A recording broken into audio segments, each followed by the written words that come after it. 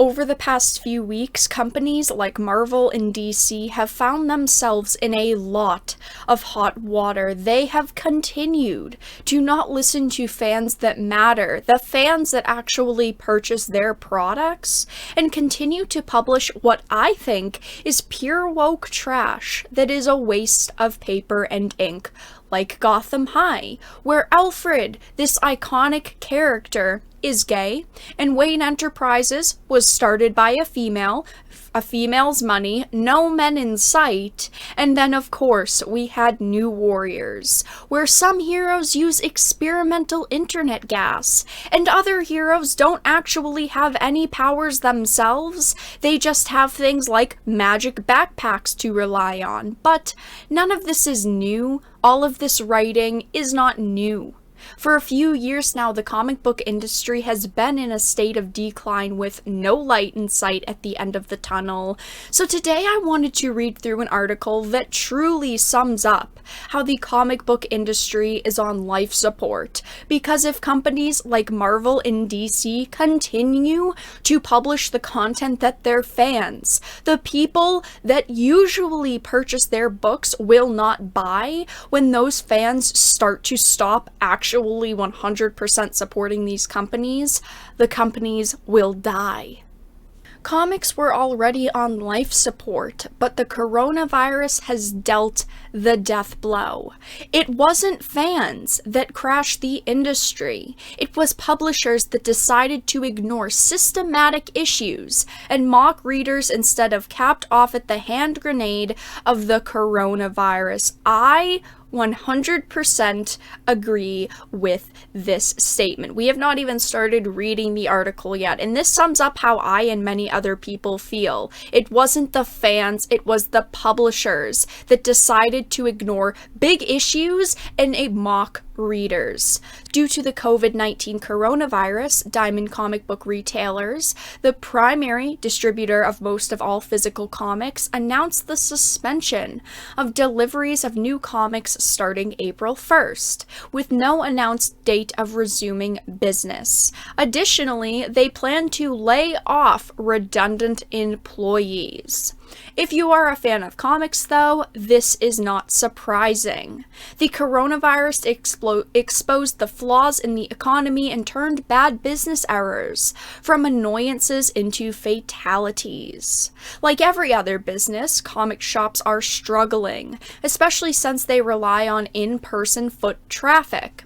Publishers have delayed release schedules for everything, creators are announcing pens down letters and Kickstarters, and all of this is in the face of an already decreasing consumer interest in comics.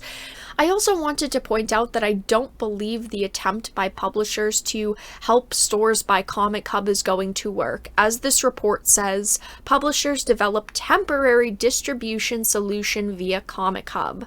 Following the shutdown of DCD due to the coronavirus pandemic, the comic book industry has devised a temporary solution to get new books into the hands of readers. Now, according to Bleeding Cool, within the next 2 weeks, you'll be able to buy a physical comic from your LCS anywhere on Earth online. You'll be able to read a digital copy the minute you buy it, and your LCS will get a physical free copy to give to you later. Now, they have yet to show us how this is going to help comic shops.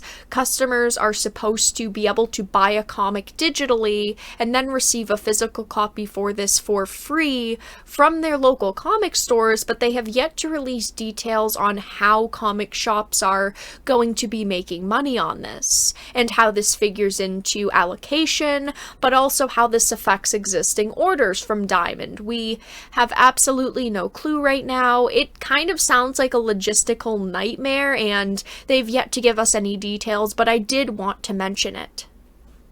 The comics industry has been in free fall for years. Not a month goes by without a story of a 30-plus-year-old comic shop closing. In 2017 alone, over 50 comic shops shuttered their doors permanently.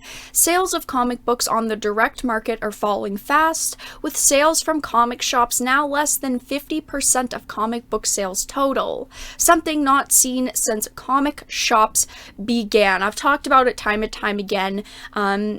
Unfortunately, the comics industry is in decline. I know a lot of people do not want to hear that, and a lot of people do not believe that. And it's understandable why some people wouldn't believe hearing it for the first time, because this is an industry that has been around for a very long time, and an industry that, has gotten through a lot of tough situations, but unfortunately, the comics industry is in decline, and it's pretty easy to see.